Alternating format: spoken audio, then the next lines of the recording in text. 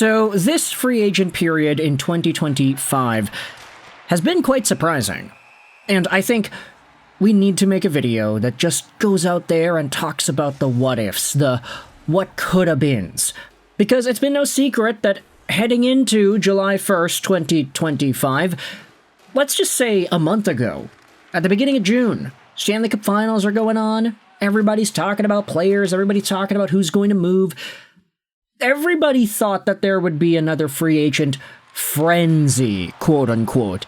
And I'm right in that boat too. But the unfortunate reality is, from an entertainment standpoint, we didn't really see much movement. Nor did we see any big surprises.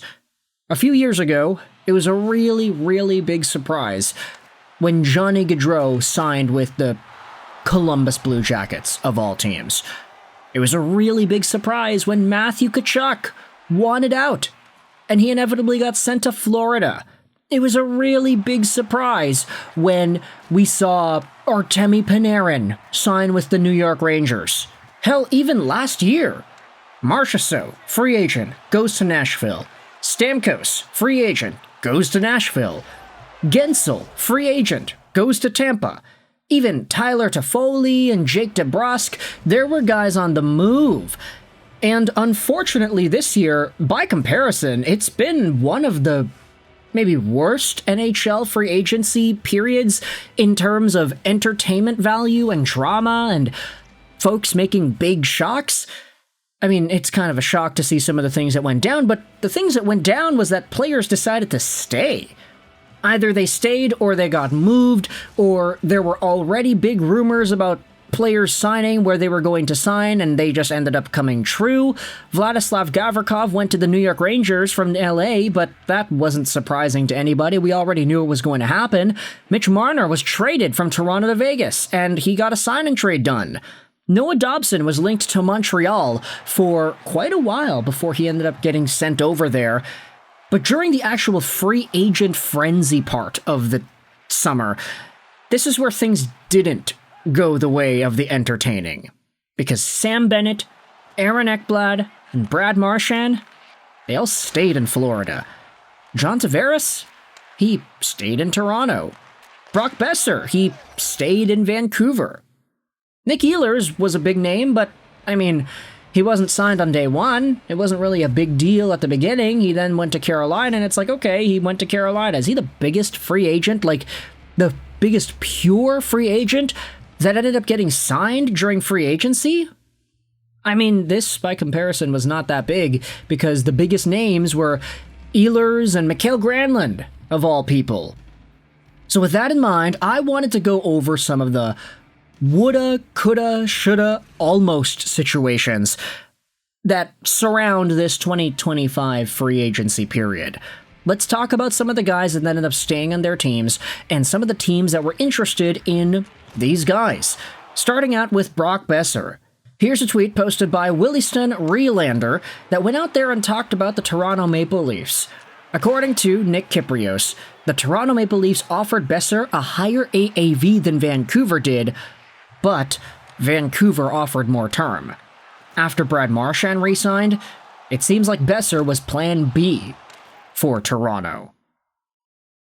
And that is quite terrifying, because we did see rumors linking Brock Boeser to teams like the Oilers or the Maple Leafs. Would these teams be willing to go in the $9 million territory AAV-wise to grab a free agent like Brock Boeser and bring him onto their squad? Honestly, we'll never know, but I think it's not too unlikely. Vancouver was seen by most to have taken a big discount on the AAV side of the Brock Boeser contract. Sure, they acquiesced on term, they gave him a few more years, which is what he wanted, but Vancouver only signing Brock to a $7.25 million AAV contract was seen by a lot of people as a pretty big win. The dollar amount is not that bad.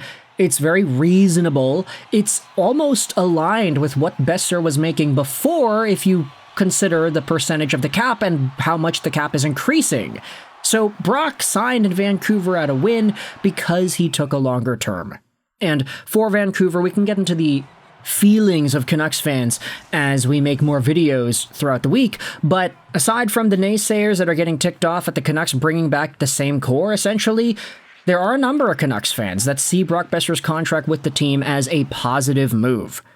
Now, if Toronto were to get their grubby paws on Brock Boeser at a higher AAV amount, then I just kind of question where his role would be on that team. You're not signing Brock Boeser to be a Mitch Marner replacement. They don't play the same way.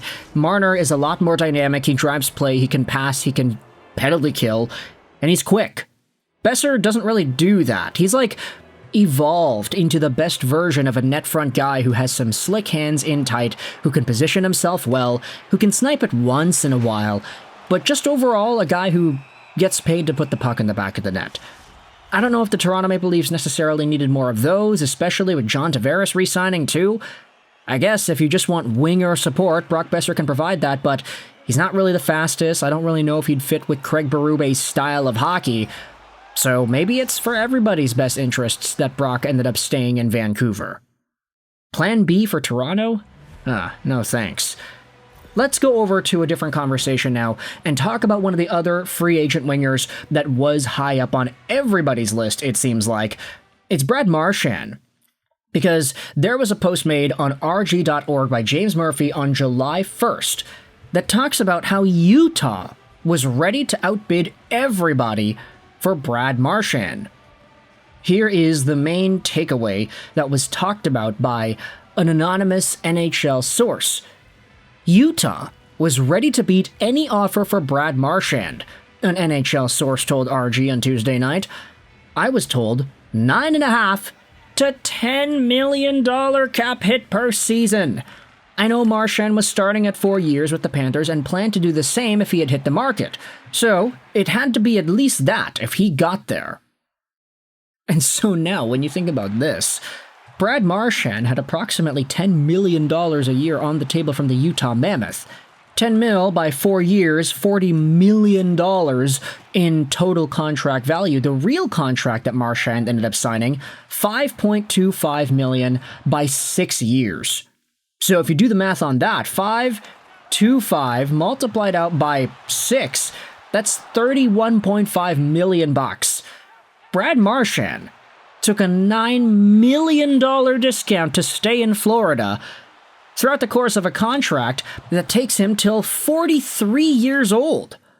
I mean, he had the chance to make a lot more money, but he just said, nah, baby, I'm not effing leaving. I'm staying here in Florida. We have this team. We have these guys. Ekblad, Bennett, Marchand. I don't want to say it's like, oh, Bill Zito masterclass. It's so obvious that the reason these guys re-signed is because these guys wanted to stay 110%. They had no desire to leave. They were willing to take discounts.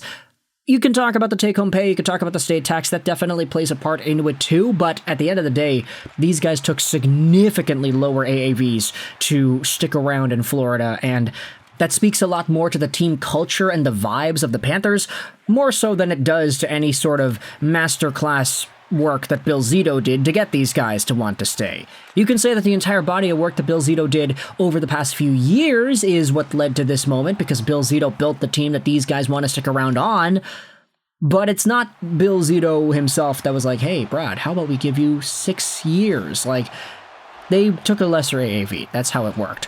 Because Utah was willing to offer Brad $10 million bucks. This guy left $9 million on the table, and that's big. So, with all that in mind, I want you to let me know your thoughts in the comment section below. How do you feel about the idea of the Toronto Maple Leafs going after Brock, offering him a higher AAV, and what are your thoughts on the Utah Mammoth potentially going upwards of $10 million a year in their bid to try to get Brad Marchand? He ended up signing for cheaper with the Florida Panthers. Brock signed for cheaper with the Vancouver Canucks. What are your thoughts on these transactions and the what could have beens of the worlds? I hope you enjoyed this video. 9 and bye.